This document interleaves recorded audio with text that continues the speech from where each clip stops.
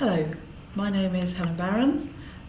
I'm a psychologist working in the UK, but when I did my psychological training, I did that abroad. I was born and brought up in the UK, but I lived abroad for a number of years, and I studied psychology and trained as a practical psychologist in Israel.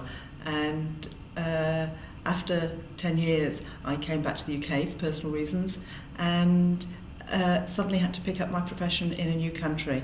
And it was quite a strange experience because I wasn't seen as a foreigner because I talked English with a nice English accent, and people assumed that I knew how things are done.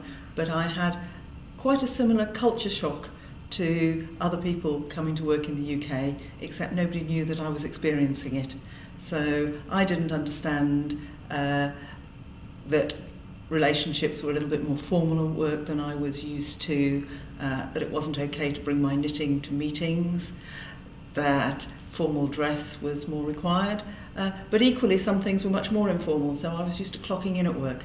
So those are some of the work things that were different in my experience. I also found differences in the way that people approach psychology.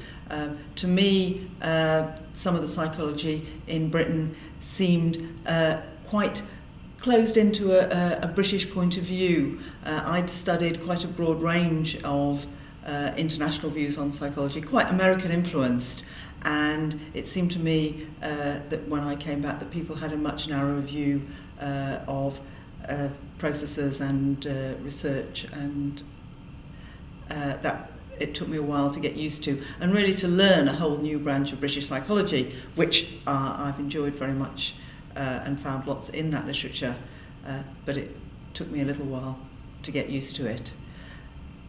Thank you.